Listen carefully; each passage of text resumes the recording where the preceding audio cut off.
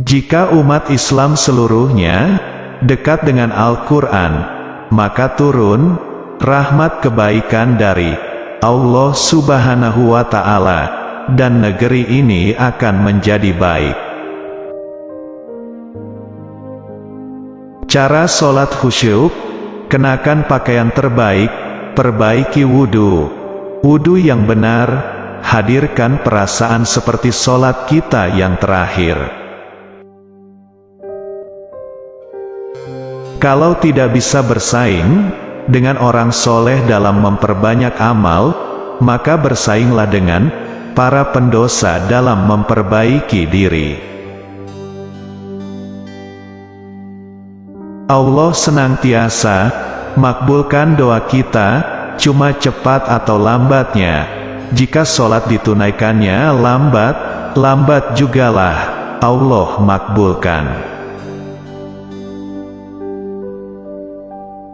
Kalau pengetahuan Anda mau ditambah oleh Allah, mudah dalam belajar, kuat dalam ingatan, tingkatkan takwamu kepada Allah, maka Allah akan ajarkan Anda pengetahuan atau ilmu. Lawan dari kaya adalah cukup, bukan miskin. Jadi sebetulnya ketika Allah menciptakan kita, rizki kita cukup, tidak ada yang miskin. Yang menjadikan kita miskin itu perasaan kita yang tidak pernah cukup, dan bahwasanya Dia yang memberikan kekayaan dan memberi kecukupan.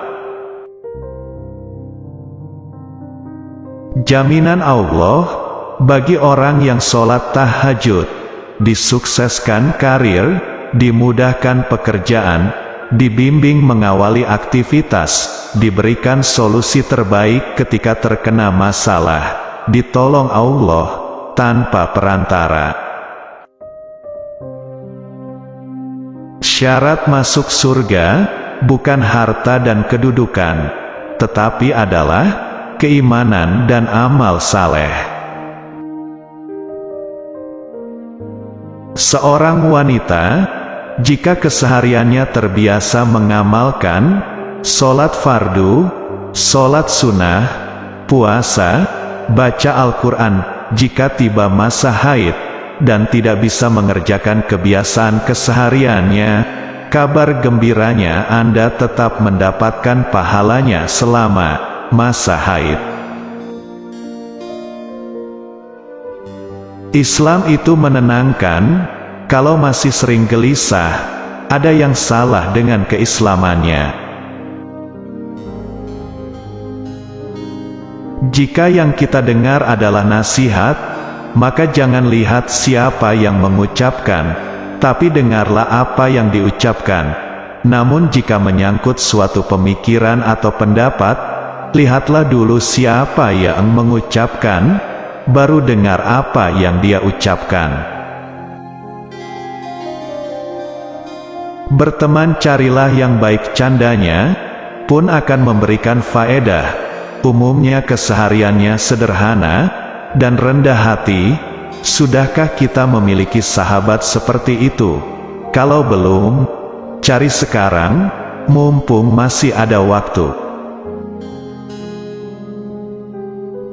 Sudahkah kita mengerti, dari sekian ribu sholat yang kita tunaikan, berapa persen yang kita paham artinya? Jangan-jangan kita sholat tapi tidak tahu artinya. Bagaimana bisa khusyuk kalau kita tidak mengerti apa yang kita lakukan? Yang terlihat sedikit bisa jadi berkahnya melimpah, makanya jangan bosan bersyukur, biar nikmatnya ditambah.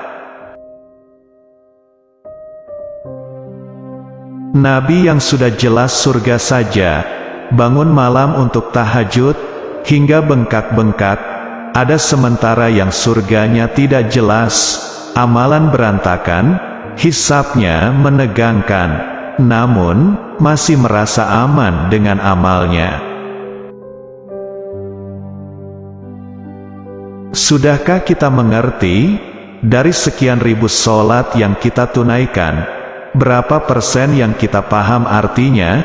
Jangan-jangan kita sholat tapi tidak tahu artinya. Bagaimana bisa khusyuk kalau kita tidak mengerti apa yang kita lakukan? Kunci dari semua hal adalah sholat. Kalau kita masih sering berbuat salah, maka ada yang salah dalam sholat kita. Ketika seseorang mendapatkan ujian yang mengguncang jiwa, maka itu tandanya Allah ingin menaikkan derajat keimanan orang tersebut ke level tingkatan iman yang lebih tinggi. Maka berbahagialah, karena ujian itu tanda cinta Allah kepada orang tersebut untuk meningkatkan kualitas hidupnya. Hidayah bukan hanya diberikan untuk orang yang tidak beriman saja, tapi Allah berikan hidayah pada orang yang beriman juga untuk menguatkan imannya. Jika ada yang lalai diingatkan, karena surga terlalu luas untuk sendirian. Kalau Anda mendapatkan tingkat kekayaan dan merasa kaya dengan itu, Anda belum bebas dengan persyaratan masuk surga, belum tentu harta menjadi jaminan masuk surga. Kita tidak tahu siapa yang akan mendapatkan hidayah, tetapi kita bisa terus berdoa kepada Allah. Mencaci itu tidak akan menambah kemuliaanmu, dan tidak pula membuat yang kau caci berkurang keburukannya.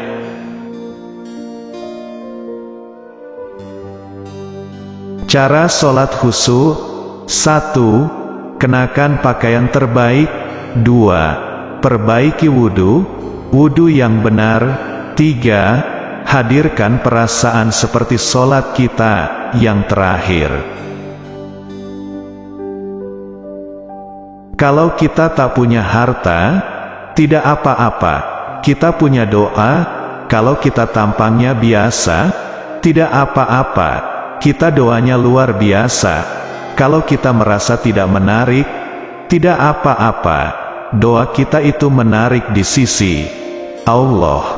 Pokoknya kalau kita tidak punya modal apapun dalam hidup, kita masih punya Allah Subhanahu wa Ta'ala. Tinggal minta.